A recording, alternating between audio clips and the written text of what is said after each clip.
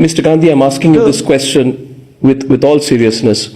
Do you feel that congressmen were involved? And two, do you believe that you personally, if you apologize for the riots, there will be a finality? The difference between Gujarat and 1984 was that the government of Gujarat was involved in the riots.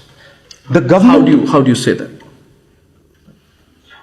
I mean, the Chief Minister of Gujarat has been given the clean sheet by the courts.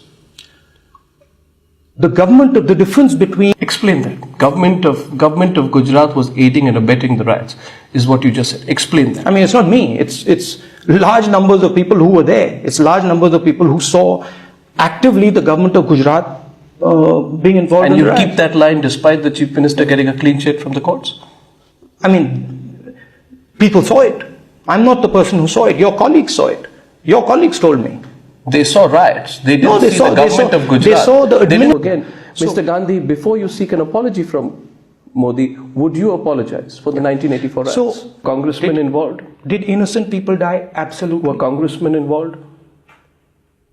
Some congressmen probably were involved. But has justice been delivered to them? There is a legal process through which they have gone. You admit some congressmen were probably involved?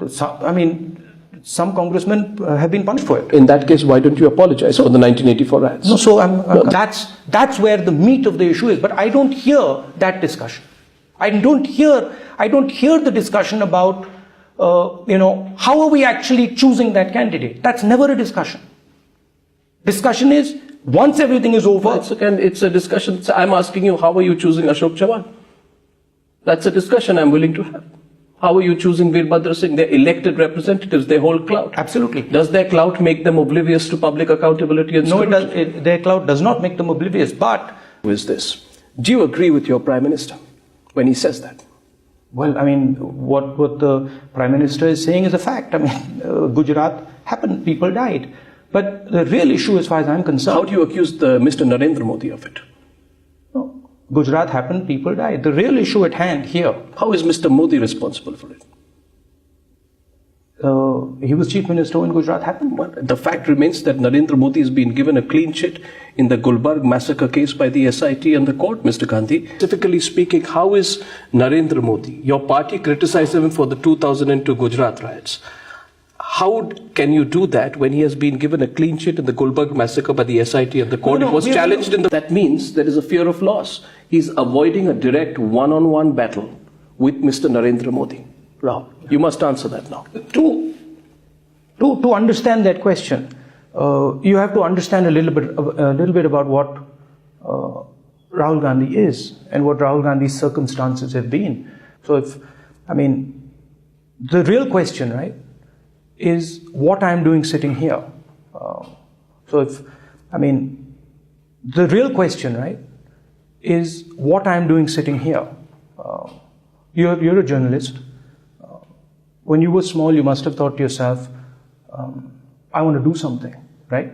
You decided to become a journalist at some point. Why did you do that? Swami? Mm-hmm. I'm sure you know him. He raises all kinds of questions. Mm-hmm. May I, with your permission? Oh, of course, please. Subramaniam Swami has raised questions on your degrees. He says, why does he claim he has an MPhil from Cambridge? Cambridge has no record of his thesis. You cannot get an MPhil without a thesis. He says, yes, he went to Harvard. When Rajiv Gandhi was Prime Minister, somebody, and I won't name, gave $11 million to Harvard Medical School. Donors quota, Harvard has this quota. Once you enter, in 3 months, Harvard said to him, we don't think you belong here. So he dropped out. He's questioned both your degrees. I want you today. Were you in Cambridge? I was at Oxford. You were at Oxford. But you spent some time at Cambridge? I was a visiting fellow at Cambridge for a while. Okay. So, where were you in Cambridge?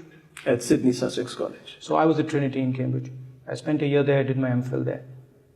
Now, I want your response to... What's the response? I want your response to Subramaniam. How do you deal with this? You want your silence for all these years, because in this period, 2004 to 13, wholesale price index of food goes up by 157%, vegetables by 350%, and onions by 521%. You don't speak on that. When Raj Babbar says you can get food at 12 rupees per meal, you don't speak then. When Rashid Masood says you can get a meal for 5 rupees, you don't speak then.